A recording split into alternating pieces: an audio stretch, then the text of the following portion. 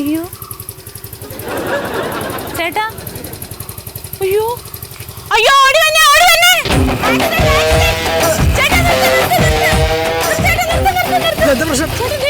അയ്യോ നിങ്ങളുടെ ആൾക്കാരാണ്.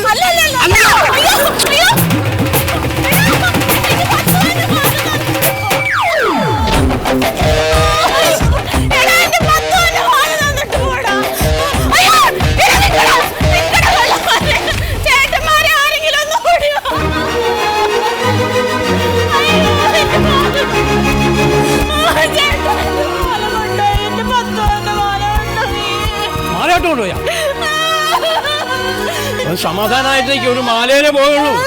ഇപ്പൊ എവിടെ നോക്കിയാലും മാല പൊട്ടിക്കാൻ നടക്കുന്ന കള്ളന്മാരാ ഉള്ളത്. എന്തിനാ ഈ 10 പവന്റെ മാല കിട്ടേണ്ട നടക്കുന്നത്? അറിയണ്ട, അതെ പോലീസുണ്ട്.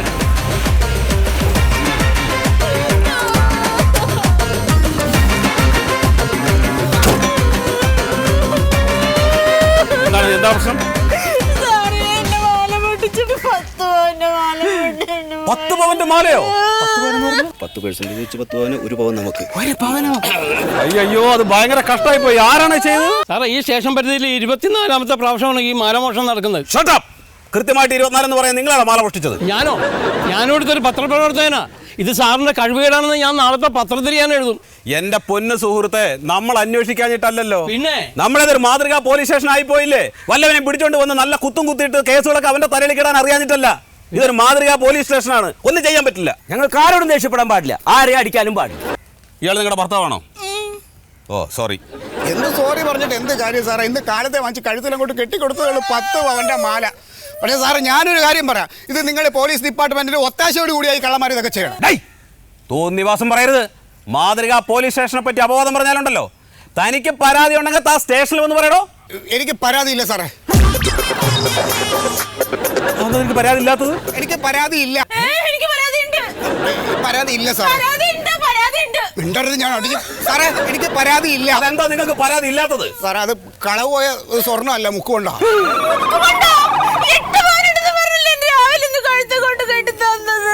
സ്വന്തം ഭാര്യക്കാരോടാ മുക്കുവണ്ട വാങ്ങിച്ചു കൊടുക്കുന്നത്? സ്വാമി ശരണം.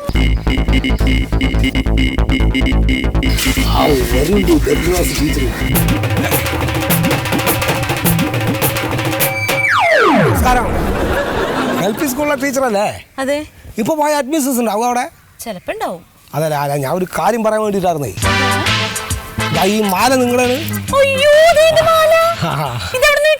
അല്ല, അതെന്തിനാവട്ടെ, ഒരു മനുഷ്യൻ ആ കഷ്ടപ്പെട്ട് കൂത്തുമാല എടുത്ത് ദരിദ്രവാസി ആവുമ്പോഴാണ് കാക്കാൻ ഇറങ്ങുന്നത്. അല്ല, ആ സമയത്ത് അവരെ മുക്ക് പണ്ടിട്ടിട്ട് പറ്റിക്കാന്ന് പറഞ്ഞാൽ മോശല്ലേ? താൽക്കാലം തിരിക്കട്ടെ. എന്തിനാണെന്നറിയോ?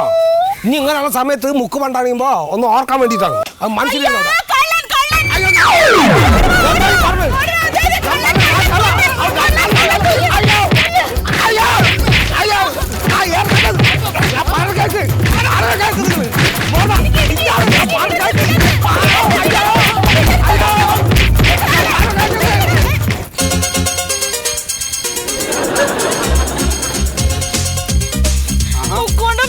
ചെടി നനച്ചോണ്ട് നിക്കല്ലേ? നിങ്ങളുടെ പൊട്ടമാല ഇതെങ്ങനെ നിന്റെ കൈ കിട്ടി? ആ കള്ളം കൊണ്ട് തന്നതാ. എന്നൊരു അടി അടിച്ചു. അതെ, നിനക്ക് വേദനിച്ചോ? പിന്നെ തല്ലിയ വേദനിക്കാതെ. എന്നാലും സാരമില്ല, ആ തെണ്ടിക്കിട്ട് നാട്ടുകാർ നല്ലോണം കൊടുത്തിട്ടുണ്ട്. എന്നാലും വിവാഹ വാർഷികമായിട്ട് നിങ്ങൾ ഈ മുക്ക് കൊണ്ട് തന്നെ പറ്റിക്കണ്ടായിരുന്നു. എടി പോത്തെ, ഇത് മുക്ക് കൊണ്ടുപോവാന്ന് ആരാ പറഞ്ഞേ? പിന്നല്ലാതെ. എടി പോത്തെ, ഇത് ഒറിജിനൽ സ്വർണ്ണമാ. 8 പവന്റെ ഒറിജിനൽ സ്വർണ്ണമാല. പിന്നെ 8 പവന്റെ സ്വർണ്ണമാല നഷ്ടപ്പെട്ടാൽ നിനക്കുണ്ടാകുന്ന വിഷമത്തെ കുറിച്ച് എനിക്കറിയാം. പിന്നെ അതുമല്ല, നമ്മുടെ SIയുടെ സംഭാഷണത്തിൽ എനിക്ക് ഭയങ്കര സംശയം ഉണ്ടായിരുന്നു. അയാൾക്ക് ഈ കള്ളന്മാരുമായിട്ട് ബന്ധമുണ്ടോന്ന്. അതുകൊണ്ടാണ് ഞാൻ മുക്കുമണ്ടമാന്ന് പറഞ്ഞത്. മാത്രമല്ല, ഇത് മുക്കുമണ്ടമാന്ന് പറഞ്ഞപ്പോൾ ആ SIയുടെ മുഖത്തുണ്ടായ ഭാവവ്യത്യാസം നീ ശ്രദ്ധിച്ചോ?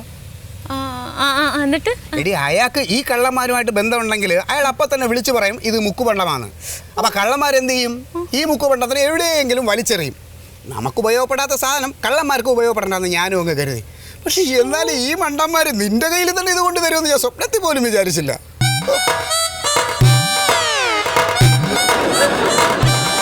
എന്തുവാടി നീ ഇത്രയ്ക്ക് ആലോചിക്കുന്നത്? എന്നാലും എന്റെ ചേട്ടാ, നിങ്ങൾക്ക് ഇത്രയും കാഞ്ഞ ബുദ്ധി ഇവിടുന്ന് കിട്ടി? അത് പാരമ്പര്യമാടി. ഞങ്ങളുടെ കുടുംബത്തിലെ വലിയൊരു ബുദ്ധിമാനുണ്ടായിരുന്നു. അതാരാ? കായംകുളം കൊച്ചുണ്ണി.